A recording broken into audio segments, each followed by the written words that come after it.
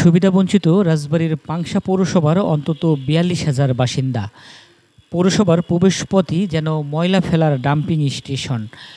সড়কের বেহাল দশা, যানজটের ভোগান্তি যেন নিত্যসঙ্গী পাংশাবাসীর। যদিও পাংশা পৌরসভার প্রশাসক বলছে, পৌরসভার উন্নয়নে নেওয়া হয়েছে বেশ কয়েকটি প্রকল্প। এ চিত্র রাজবাড়ী কুষ্টিয়া আঞ্চলিক মহাসড়কের রাজবাড়ীর পাংশা পৌরসভার প্রবেশপথ কলেজ মোড় এলাকার, যেখানে প্রতিদিন ময়লা ফেলছে পৌর কর্তৃপক্ষ। কুকুর আর বিড়ালের উৎপাতে সড়ক ঘেঁষে ফেলা ময়লা এসে পড়ছে মূল সড়কে। পৌরসভার এই ময়লার দুর্গন্ধে বিপাকে পড়ছেন পথচারীরা। সবচেয়ে বেশি বিপাকে পড়ছেন কলেজ মোড়ের ব্যবসায়ীরা। বলছেন, গন্ধের কারণে দোকানে ক্রেতা কমে গেছে বেচাকেনাও, ছড়াচ্ছে রোগ জীবাণু। আবার দীর্ঘদিন সংস্কার না হওয়ায় চলাচলের অনুপযোগী হয়ে পড়েছে পৌরসভার শিল্পকলা সড়ক, হাসপাতাল সড়ক, রেল স্টেশন সড়ক সহ বেশ কয়েকটি সড়ক। এই সড়কগুলো দিয়ে চলাচল করতে গিয়ে সুস্থ মানুষও যেন অসুস্থ হয়ে পড়ছে। ড্রেনেজ ব্যবস্থাও নাজুক। আমরা বড় একটা অশান্তির মধ্যে আছি যে এখানে ময়লা ফেলার কারণে আমাদের দোকানে কাস্টমার দাঁড়ায় না। কাস্টমার একটা জিনিস প্রয়োজন হলে এখানে নিতে আসে না। দুর্গন্ধের কারণে অতি প্রয়োজনে মানুষ ঠেকায় পড়ে না আসলেই না, তখন দু একজন কাস্টমার আসে। এই কারণে আমরা ব্যবসা করে এখানে মজা পাচ্ছি না, ব্যবসা করতে আমাদের ইচ্ছা করছে না। আমরা ব্যবসা প্রতিষ্ঠান এখান থেকে সরাই দিই। এইভাবে যদি আমরা থাকি তাহলে আমরা ব্যবসা প্রতিষ্ঠান নিয়ে অন্য জায়গায় চলে যেতে পারি। আর আমাদের ব্যবসা বাণিজ্যের অবস্থা খুবই করুণ এই ময়লার কারণে।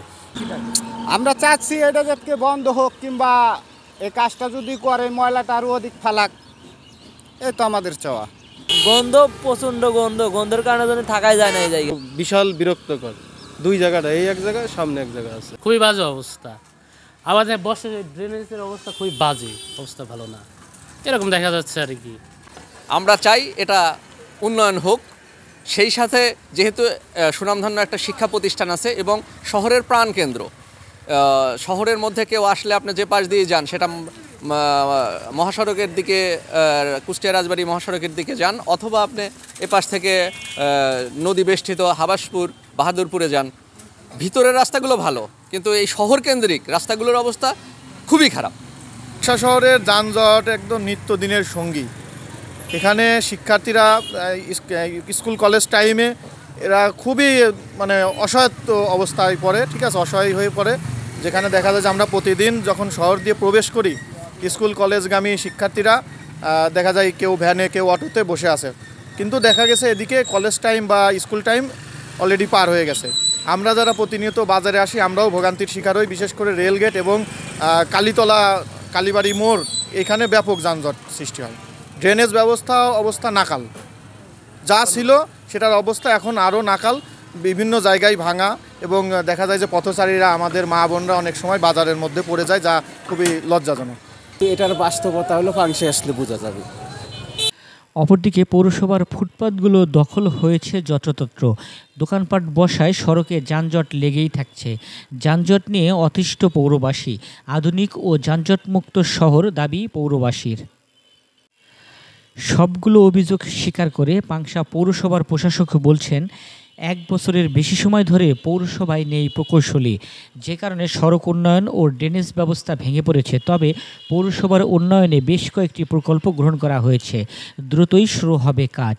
সারা দেশেই একই সিনারিও পৌরসভাগুলোতে, যেহেতু রাস্তাগুলো থেকে ছেড়ে বাড়ি করার প্রবণতাটা খুবই কম আমাদের দেশে। তো এটা শুধু এই পৌরসভারই সমস্যা না, এটা সব জায়গারই সমস্যা।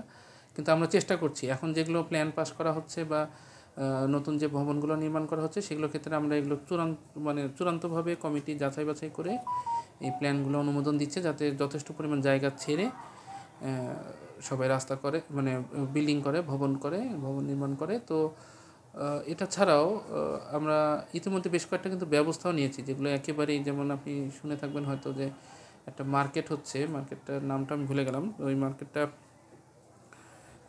রাস্তার একদম ঘেঁষেই ছিল সিঁড়িটা, তো সেটা আমরা বিসমিল্লা টাওয়ার, তো সেটা আমরা কিন্তু ইতিমধ্যে ব্যবস্থা নিচ্ছি। তাদেরকে প্রয়োজনীয় কারেকশন দেওয়া হয়েছে প্ল্যানে এবং তারা সেই অনুযায়ী কাজ করবে, ফলে রাস্তা থেকে বেশ কিছুটা দূরে হবে। এরকম আমরা আমাদের সীমিত জনবল এবং সামর্থ্যের মধ্যে থেকে চেষ্টা করে যাচ্ছি।